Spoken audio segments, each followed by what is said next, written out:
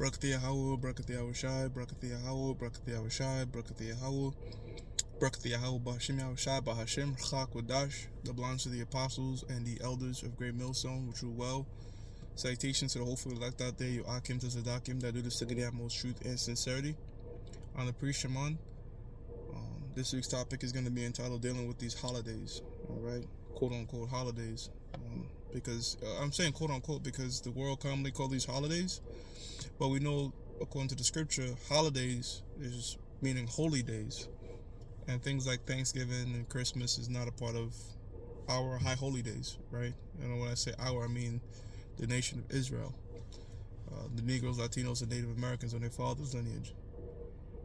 These particular feast days that are dedicated to idols, satanic worship, and these things. This is what the scripture says. The book of Amos 5:21 reads, I despise your feast days, and I will not smell in your solemn assemblies, right? So we're not supposed to be, our people, celebrating these holidays. However, our people are, all right, lost those in the world, and even our family members. And I think what I'm going to do in this lesson is kind of touch on how to navigate these high holy days, saying these holidays here, especially if you're living with family and you gotta, how to go about it. Mainly towards younger brothers coming in this truth.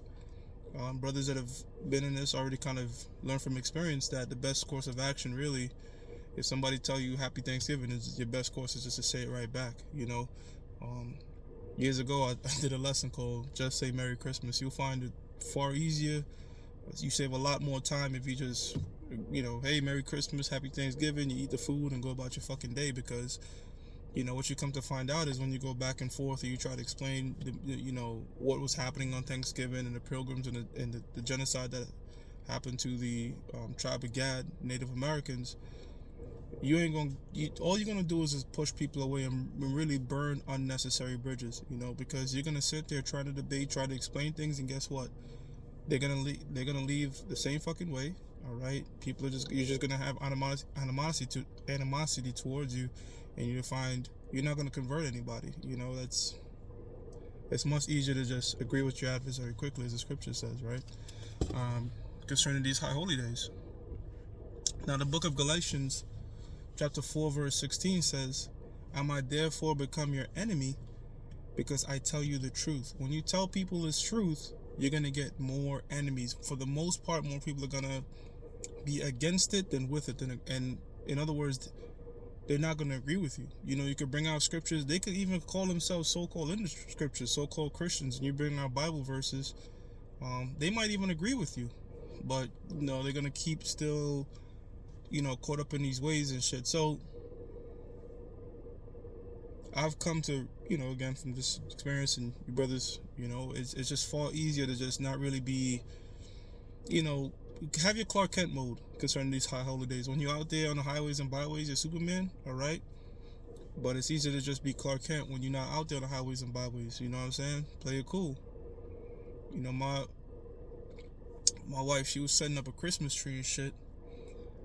And, man, many years ago, I'd have been like, take that shit down, this, that, and the third. But then I sat and thought to myself, like, I already did that. I already tried giving a woman a Hebrew name and wear her hijab and all those type of things, and for what? It's for what really? As long as your woman is doing right by you. I mean, look, if that personally offends you, then go ahead, I guess. But for me, I find out it's just like, look, if she cook, clean, and doing right by me, okay, cool. You're not, most women are not believing women anyway. Even the ones that call themselves Israelites, they know truly, you know what I'm saying? This truth, the Bible is really for men. Let's just call a spade a spade. Let's call a spade a spade. The Bible is for men. It's up to that man now if he wishes to teach his woman or not. The woman's Lord is her man. It's much more obedient for a woman to serve her man than the Most High. Yes, that's what I just said. Because that's the hierarchy of things. The scriptures tell you obedience is better than sacrifice. The hierarchy is the Most High, Yahushua man, then the woman. You don't supersede your man and go to Yahushua or the Most High. That's going off. Saying that's the same if you work in any corporate office and you go over your boss's head. you're gonna get despised. Like, you, in other words, instead of go to the person you immediately report to, you go over the person that they report to. And it's just like you going over your boss's head. It's the same thing when these women say, I'm gonna go directly to God or directly to the Lord. And okay, you're just supposed to serve your man. And if your woman is serving you right, brother, you don't really got to get all into, again, I'm not gonna tell a man how to govern his house, but I'm just saying from experience, it's just a lot easier if you just go along with the go along, man. Okay. Now, when it comes to breaking down this understanding of Christmas and why our people shouldn't worship it, or the origins of that, that's when you do a lesson on that. That's when you do it for the people that have the understanding, okay? You could definitely do a lesson going into Thanksgiving, going Christmas and all this, like going to these different high holy days. Yeah, but put that in the show. Don't show up to the family get together, start breaking. It sounds naive, but we've been there. We've been there, especially when you first get this thing, you want to show it off like a new toy. But look, the book of Proverbs chapter 9 and 8 tells you this. Reprove not a scorner, lest he hate thee. Rebuke a wise man, and he will love thee. Yeah, so that's the difference. These people out in the world, they scoffers, they mockers, even those are close to you, your kin. They're gonna just like, why the fuck is this guy telling us this shit?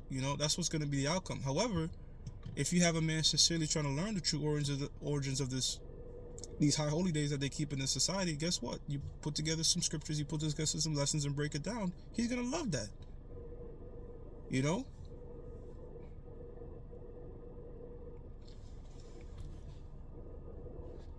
Now, the scripture I read earlier said, do I therefore become your enemy because I tell you the truth, right? So, but I'm going to link that with this scripture. This is the book of Ecclesiasticus chapter 6 verse 1. Instead of a friend, become not an enemy, right? So you don't have to be buddy with the people at your job, or buddy with the people at your world, people that you have to deal with in your world, your family, so-called. However, you don't want to be an enemy. Don't burn unnecessary bridges. Okay, I cannot stress this enough. I'm gonna say it again. We know America is gonna be destroyed, and often what we would do is be very short-sighted in our decision making, and we make short-term decisions that have long-term effects. You're gonna look back like, damn, why did I even do that shit? And one of the biggest hiccups could be you're living with your parents and you're rebuking them on Christmas or rebuking them on Thanksgiving. You're going to a family dinner. Yo, you're not supposed to be celebrating this, and you're just being a complete tyrant. Not a tyrant. You're complete like lying in the house. No, you don't want to do that, man. Don't want to go that route. It's unnecessary, and it's not going to lead to anything productive. It said, instead of a friend, become not an enemy. Right? The scriptures tell you to be peaceable with all men. You have to learn how to use the wisdom. Okay? It says, for thereby thou shalt inherit an ill name, shame, and reproach. Even so shall a sinner that hath a double tongue. So, look, I'm not telling you to go out there and cut down no goddamn Christmas tree and decorate it, or get all into the holidays. I'm just saying, look, if you're gonna have to, it's a Christmas party at the job, or these people in the world you deal with wishing you happy Thanksgiving, just say the shit right back, man. Just say happy Thanksgiving. We're not supposed to celebrate birthdays. Same shit. Happy birthday, hey, thank you.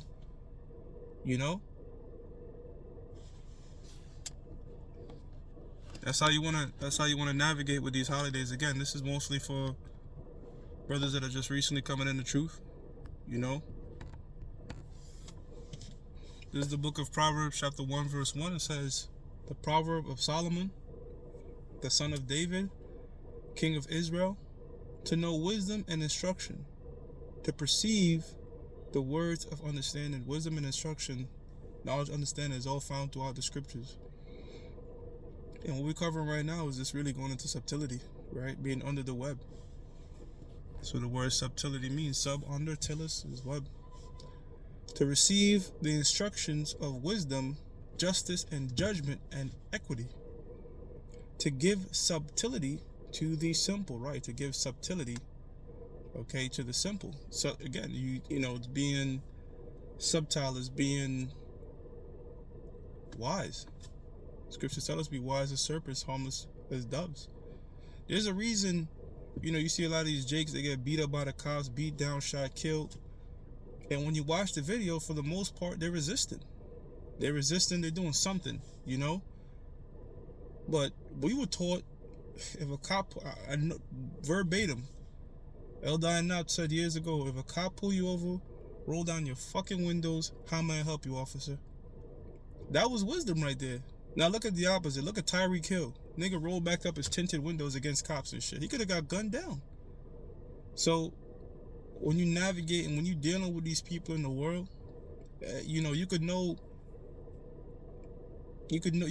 all this information about these different high holy day holidays. Saki again, holidays that these people keep. You could go all into the demons they worship, everything. You know, you could say, look, man, our birthday cake goes back to the moon. It's shaped like a moon. The candles are supposed to be a moon lit up.